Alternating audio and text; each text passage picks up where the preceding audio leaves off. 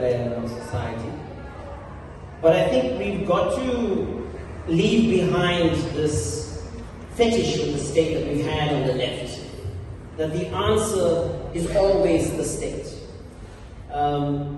The state is going to solve everything. Now, what I want to argue, and I'm arguing, is that if we think a bit more creatively about bringing mass power back, then there's some creative things we can do to embed the state in a logic that's driven from below, where it's democratized, where it's more accountable, etc. And democratic systemic reforms are about that, to make it concrete. I mean, this water crisis is something we've been working on during the drought, and we know the state is failing in many parts of the country. We saw it during COVID. We worked with 130 communities that didn't have any water, and they were facing COVID. And we know that infrastructure is being denuded and failing and so on, post-COVID. I think one idea that we have to start talking about more and more, and we're talking about it in the climate justice space, we have a policy on the water commons. You see, water is essential for everyone. It's essential for life. How we manage that commons democratically, coming to your governance issue, is the key question.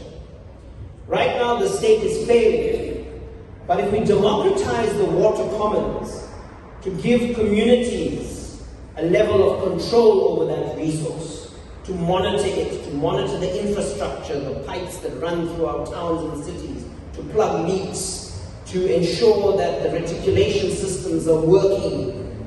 Society is involved in that process of managing this precious resource, whether you have boreholes or not. Right now it's unregulated, it's like a wild west. The rich have money and they'll drill boreholes and they'll just extract. We can't have that. In South Africa, 62% of our water resources are allocated to farming. Plus minus 5,000 private dams control the bulk of our water resources in South Africa. When the Day Zero moment happened in Cape Town, what helped them edge through the problem? A donation from farmers. Now that is a reality we cannot go into a climate-driven future with. We've got to transform that.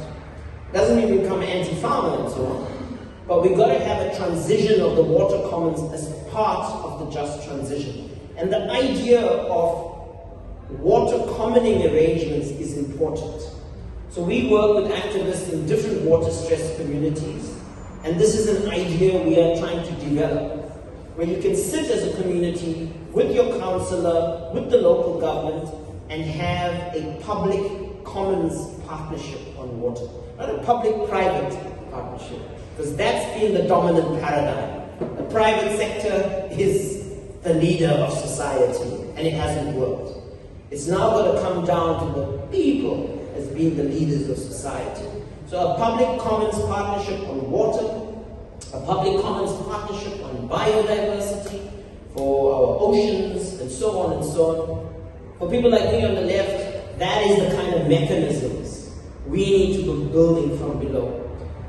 The state is not going to be able to handle the complexity of this poly crisis. It can't. These are crises that are piling on and piling on and piling on. Okay? These state bureaucracies are not capable. We've got to understand that. Hence, this politics, this mass democratizing politics from below, in my view, is our best chance to meet the needs of our communities.